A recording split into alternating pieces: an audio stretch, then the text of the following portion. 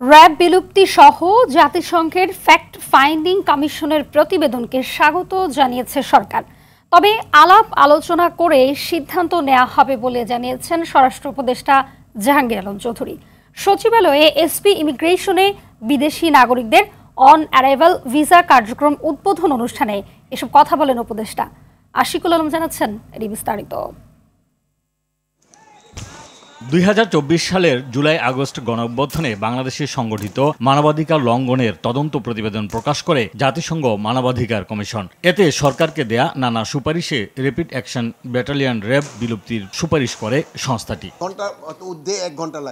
সচিবালয়ে SB immigration কর্তৃক ১৪টি দেশের বিদেশি নাগরিকদের অন অ্যারাইভাল ভিসা কার্যক্রম উদ্বোধন অনুষ্ঠানে স্বরাষ্ট্র উপদেষ্টা জাহাঙ্গীর আলম চৌধুরী জানান, সংস্থাটির দেয়া প্রস্তাবগুলো নিয়ে আলোচনা করবে সরকার। একটা প্রস্তাব তাদের দিছে, আমরা সবাই বসবো, বসার পরে যে আমাদের ডিসিশন এটা জানাবো। বাট আমরা তো এই যে তাদের এই ইনকোয়ারিটা আমরা তো সবাই তো স্বাগতম জানিয়েছি। এটা আমরা তো এটা সবাই আমাকে সরকারের পক্ষ থেকে তো তাদের এটা ওয়েলকাম করা হয়েছে। তারা একটা ভালো কাজ করছে।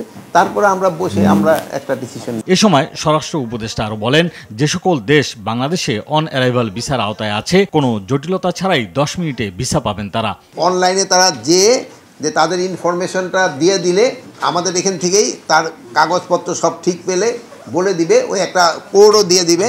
এখানে বাংলাদেশে আসার পর এই কোডটা দেখানোর পরে শুধু সে ওই তার এই ডলারে পেমেন্টটা করে সাথে সাথে ভিসাটা পাবে। এই জন্য এটা তারা পাবে 30 দিনের জন্য অন অ্যারাইভাল ভিসাটা। এছাড়া পাসপোর্ট তৈরিতে পুলিশ ভেরিফিকেশন তুলে দেওয়ার কথাও জানান জাহাঙ্গীর আলম চৌধুরী। তো আমরা চেষ্টা করব যেন পাসপোর্টের জন্য পুলিশ ভেরিফিকেশন দরকারই না হয়। আশিকুল আলম, RTV, ঢাকা।